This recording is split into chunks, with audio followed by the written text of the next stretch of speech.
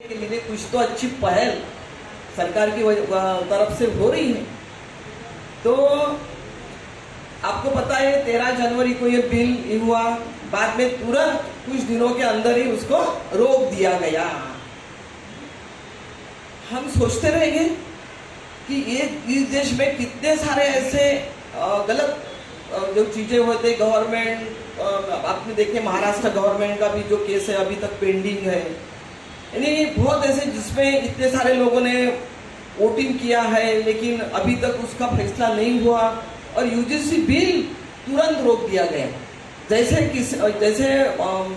जो general category के बच्चे जैसे रास्ते पे आए और उस पर आंदोलन हुआ, उसके बाद उसमें समीक्षा करनी पड़ेगी, उसके दो महीने का उन्होंने टाइम दिया, यानी मार्च महीने में अभी उसमें मीटिंग चर्चा वगैरह होकर उसमें जो भी सुधार आएगा।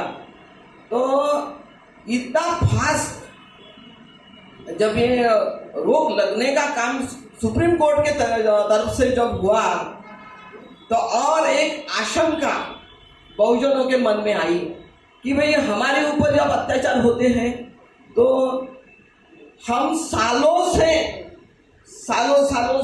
बहुत सारे तो ऐसे हैं कि जो अंडर ट्रायल लोग हैं, बहुत सारे लोग तो उनका पूरा जो टाइम जो रहता है उनकी एज बढ़ जाती है लेकिन उनको न्याय नहीं मिलता। तो इसमें से भी एक आशंका निर्माण सभी के मन में उत्पन्न हुई है ना। और ओबीसी के मन में भी एक ये हुआ कि ये जो वो बार बार वो टीवी पे या जो भी अपन इसके ऊपर जो विश्लेषण हो रहे हैं तो वो विश्लेषण में ये बात बहुत सारे लोगों ने बताई है कि ओबीसी को ऐड करने से ये सारा बवाल हुआ। तो हम ओबीसी को लगना ही है कि ऐसा क्यों हुआ कि ओबीसी ऐड करते बराबर जनरल कैटेगरी के बच्चे को इतना सारा नहीं। ऐसा भी मंडल आयोग जब लागू हुआ था उस टाइम भी यही माहौल इस देश में निर्माण हुआ था। तो ये मंडल आयोग ये माहौल होने के बावजूद भी ये मंडल आयोग लागू हुआ और वो मंडल आयोग का भी संघर्ष ओबीसी को 1931 में अंग्रेजों के काल में उनकी सेंसस हुआ था, अंग्रेजों ने किया था, ईमानदारी से किया था। जब ओबीसी 52% थे लेकिन उसके बाद डॉक्टर बाबा साहब आम्बेडकर ने आर्टिकल 340 ये कॉन्स्टिट्यूशन में स्पेशली ओबीसी के लिए ये आर्टिकल 340 डाला और बाद में उन्होंने ये सुझाव दिया कि अभी जो ओबीसी के अंदर जो जातियां है उसके लिए उसका सर्वेक्षण किया जाए और वो जातीय का ही होने के बाद उसके लिए एक आयोग का गठन किया जाए। तो कालेलकर आयोग आया, नचिपन आयोग आया, बाद में मंडल आयोग आया। उसके लिए कम से कम ये 90-92 में लागू हुआ। तो इतना साल संघर्ष ओबीसी को संघर्ष करना पड़ा, उसको कुछ नहीं मिला। जबकि इस देश में ओबीसी अभी फिलहाल 60% है। सबसे ज्यादा यानी जो सर्विसेज जो है शेतकरी, शेत मजदूर, लोहार, सुतार, सांबार, परीट, ये सब सेवा देने वाले लोग हैं जो देश की सेवा करते हैं। जो छोटे छोटे व्यवसाय, परंपरागत व्यवसाय है, खेती, यानी सारे ऐसे देश का बैकबोन जो है वो ओबीसी है। ऐसा होने के बावजूद भी उनके साथ जो अन्याय होता आ रहा है, यहाँ कुत्ते बिल्ली की सेंसस होती, जनगणना होती है, लेकिन आज तक ओबीसी की जनगणना का भूल भुलैया चालू है। उसके लिए हमारी संगठना जो है राष्ट्रीय ओबीसी महासंघ और बाकी सारी ओबीसी की सारी संगठनाएं वो हमारी जनगणना करो वरना कुर्सी खाली करो, ये आंदोलन करते रहती हैं रोज ही, यानी जब ये अवसर आता है। लेकिन आज तक ये चिल्लाने के बाद भी ओबीसी की जनगणना क्यों नहीं होती भाई? क्या हम हिंदू नहीं हैं? इधर हिंदू सम्मेलन हो रहे हैं बड़े जोर से, हिंदू राष्ट्र के बहुत ही यानी सभी जगह ये लग रहे हैं कि ये ऐसा करना, लेकिन जो 60% हिंदू है उसकी जनगणना नहीं हो रही है तो हमको बहुत दुख होता है।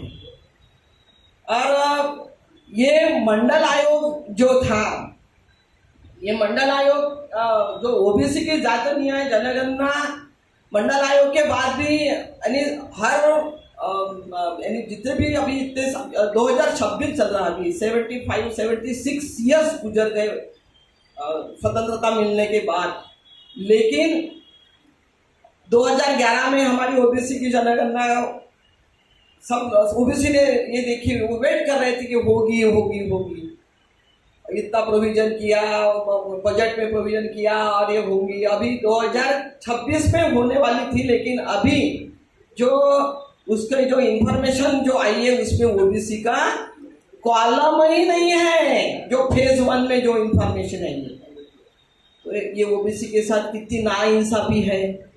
और ओबीसी कब तक ये सहता रहेगा, क्योंकि ओबीसी की जनगणना जब तक नहीं होती तब तक वो विकास के जो उसके रास्ते हैं वो प्रशस्त नहीं हो सकते। जो गांव खेड़े में बहुत सारी जातियां है, ओबीसी यानी अदर बैकवर्ड क्लास का एक क्लास है, इट इज नॉट अ जाति और जनजाति, हाँ ये है प्रवर्ग, जिसमें सारे जातियों का समूह है, छोटी छोटी जाति है इसमें, है ना। तो ये समूह जो है, ये समूह ओबीसी का, इसको ये जो छोटा यानी जो खुद की वो परंपरागत उद्योग करता है, बहुत बैकवर्ड है, उनके तक तो अभी तक तो शिक्षा भी नहीं गई। तो इसके ऊपर थोड़ा मैं इसलिए फोकस जानना चाहती हूँ कि मंडल आयोग ने जो भी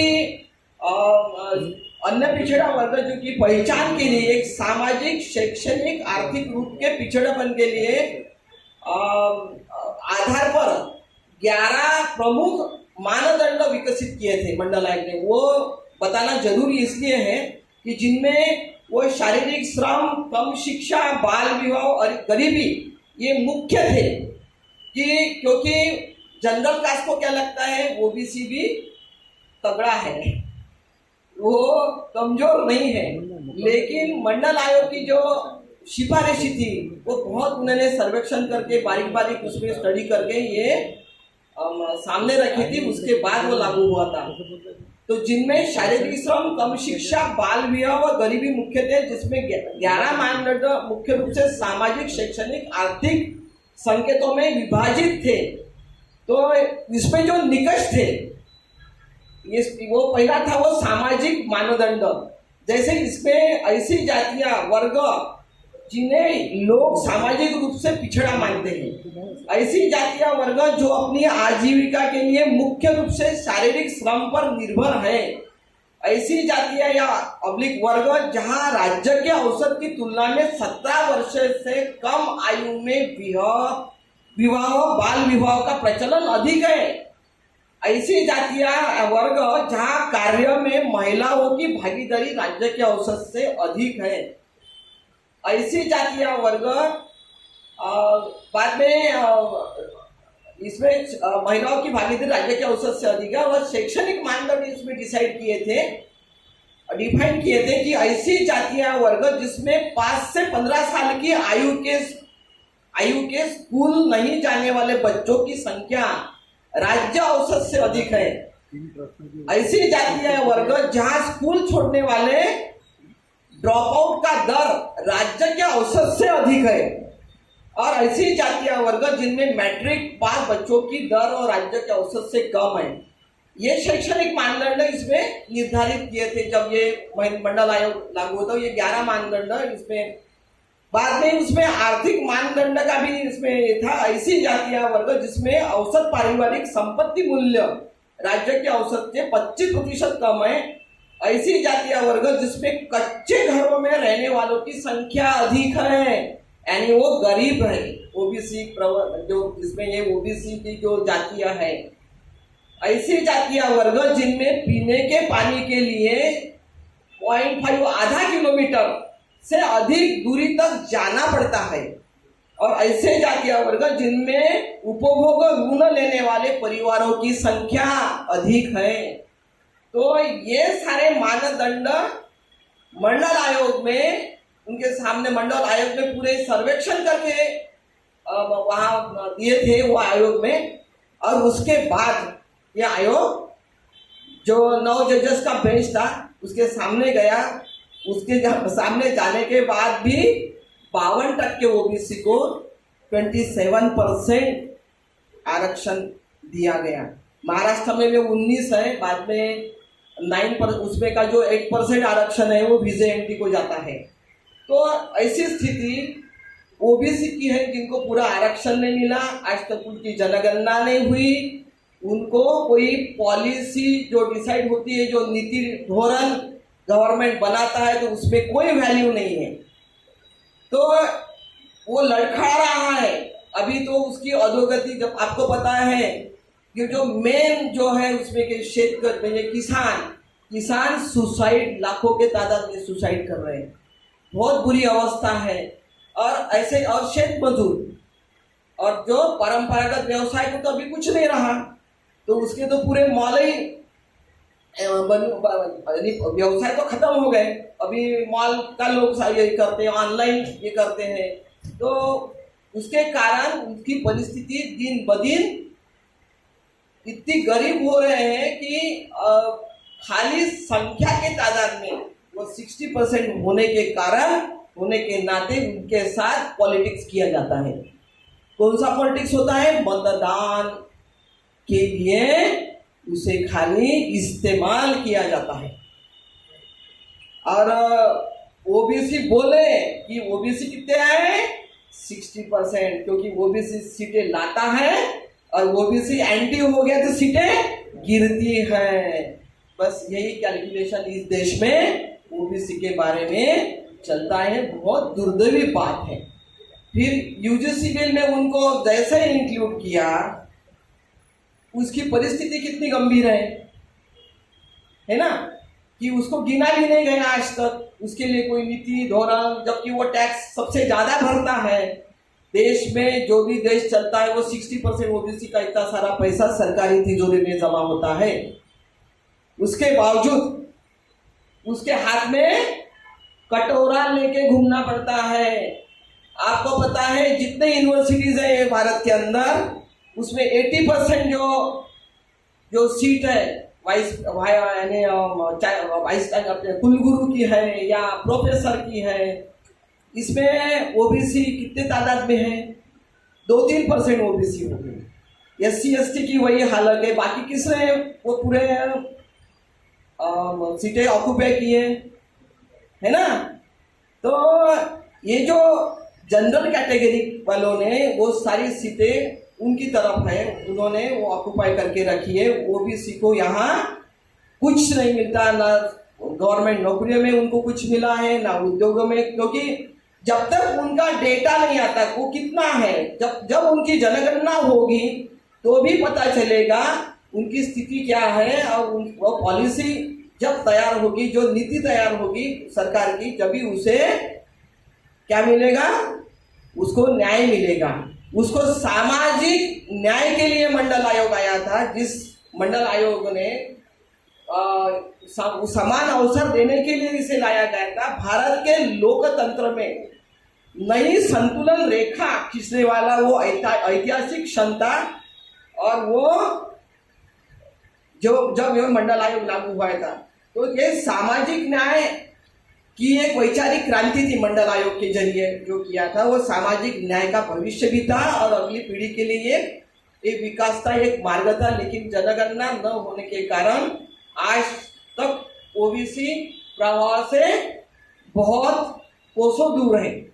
उसके यानी शैक्षणिक, राजकीय, आर्थिक और सामाजिक सारे न्याय से वो परे है। जबकि कॉन्स्टिट्यूशन में जैसे अभी ये यूजीसी जो बिल है, इसमें पहले ही बाबा साहब आम्बेडकर ने, डॉक्टर बाबा साहब आम्बेडकर का विजन बहुत बड़ा था। उन्होंने article 14 equality before law, equal protection of law, वहां ये इक्वेलिटी डिफाइन की थी।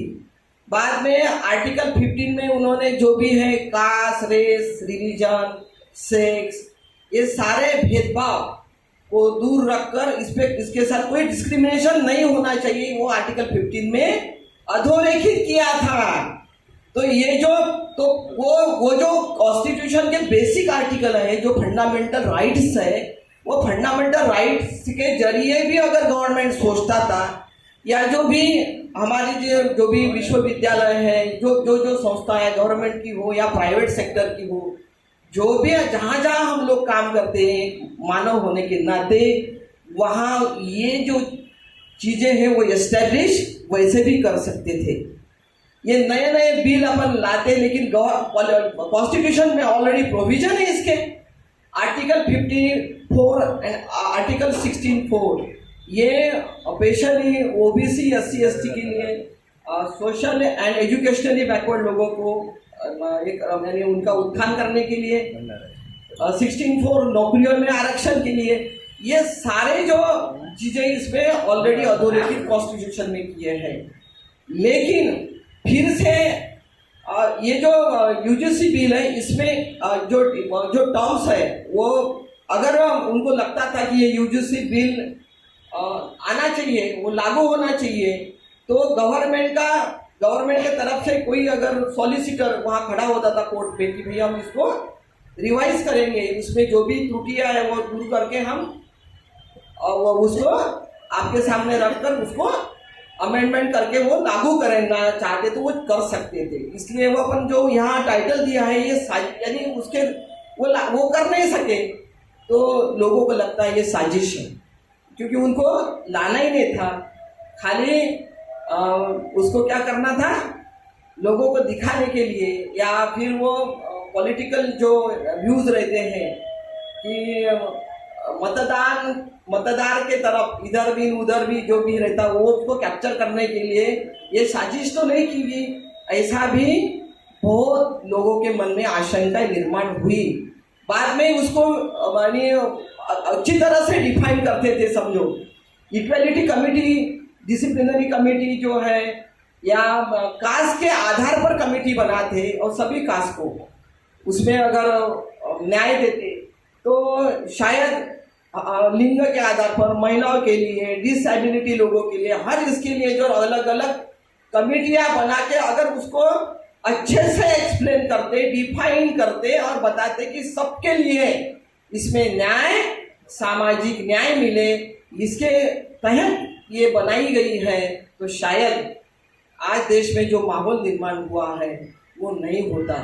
तो हम आप सबको पता है, हम उसी विचारों पे काम करते हैं कि ये सारे महामानवों ने यहाँ मानवता लाने के लिए, यानी जात विरहित समाज बनाने के लिए काम किया। मानवतावाद ये हमारा सबसे बेसिक मूल्य है उन विचारों का, कि मानवतावादी विचार अगर इस देश में सभी जगह अगर ये कर आए होते, या उसके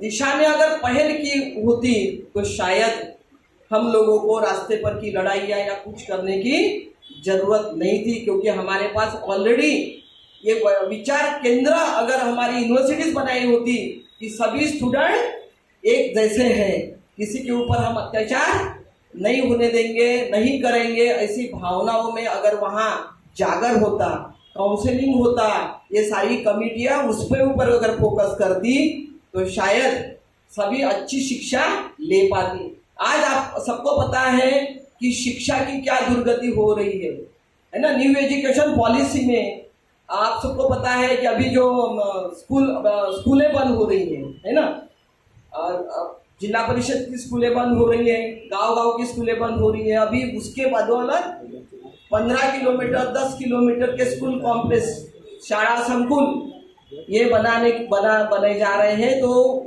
जो भी गरीब है, शेत मजदूर है, शेतकरी है, उनके बच्चे आगे चलकर ड्रॉप आउट नहीं, वो पढ़ ही नहीं पाएंगे। ऐसी स्थिति, अगर स्कूल नहीं है तो बच्चा कहाँ जाएगा, ये सवाल खड़े हो रहे हैं। और हम बोल रहे हैं सबका साथ सबका विकास। हम ढूंढते हैं कि हमारा विकास कहाँ है। हमारी जब स्कूल बंद होती है तो बहुत दुख होते हैं। हम लोगों को समझाते कि हमारे गांव की, क्योंकि तुकडोजी महाराज भी बताते थे कि जिथे गाव आहे तिथे शाळा ही असलीच पाहिजे। गाडगे बाबा भी वो ये थे, लेकिन वो शिक्षा के बारे का महत्व बता देते हैं। महात्मा ज्योतिराव फुले ने हंटर कमीशन के सामने बोला था कि शिक्षा किसे मिलने चाहिए, सभी बोल रहे थे ऊपर से नीचे तक वो आनी चाहिए, लेकिन महात्मा फुले वो ऐसे थे, वो बोल रहे थे वो बॉटम टू अपर साइड में वो जानी चाहिए। और हंटर आयोग के सामने उन्होंने उसकी व्यथा रखी थी। तो अभी वो भी गुजर के इतने साल हो गए, लेकिन हम वही उसके बाद भी शिक्षा की स्थिति जो है, हमें लगता है कि अच्छे जो सरकारी दर्जेदार स्कूलों में हमारे बच्चे पढ़े, वहाँ फीस ना लगे। मुझे नहीं लगता कि गरीब क्षेत्र मजदूर जो काम करते हैं बेचारे, जिनके पास अभी खुद के सरवाइव करने के लिए वो स्ट्रगल करते हैं, वो प्राइवेट स्कूल में फीस कैसे भरेंगे, कैसे अपने बच्चों को पढ़ाएंगे? ये भी एक बहुत बड़ा क्वेश्चन है।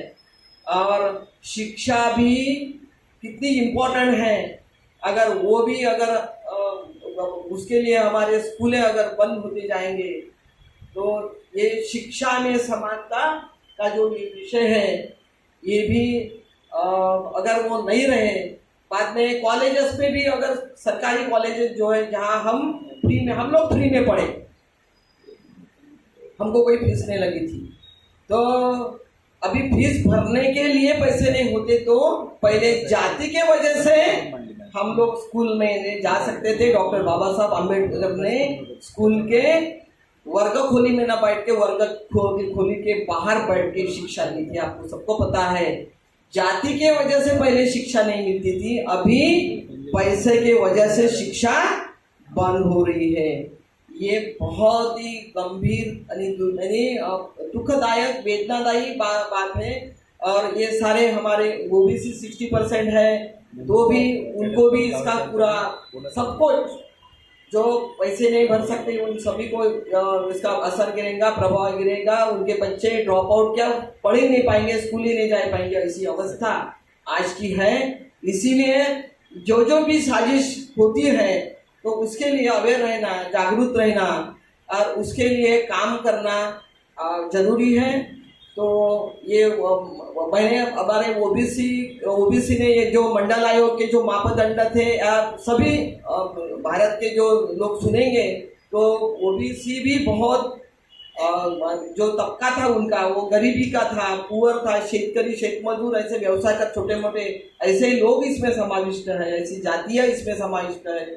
तो उनकी जनगणना होनी चाहिए, और जनगणना जब तक नहीं होगी, ओबीसी के लिए कोई नीति पॉलिसी जब तक नहीं बनेगी, तब तक ओबीसी का विकास नहीं होगा। इसीलिए आप सभी जो भी अपन लोग हैं इसमें बहुजन लोग, जैसे मंडल आयोग लागू हुआ था तभी भी आम्बेडकरी लोगों ने, काशीराम जी ने मंडल आयोग लागू करो वरना कुर्सी खाली करो ये नारा दिया था। आज भी उसकी जरूरत है, सब मिल के ये काम करना चाहिए। और हमारे ऊपर जो भी या मानवतावाद निर्माण करने के लिए, जाति विरहित समाज निर्माण करने के लिए हम सब कटिबद्ध हैं। उसके लिए आप सबको मैं शुभेच्छा देती हूँ। और टाइम का तकाजा देखकर मैं अपने शब्दों को विराम देती हूँ। जय भीम, जय जिजाऊ, जय सावित्री, जय सविता।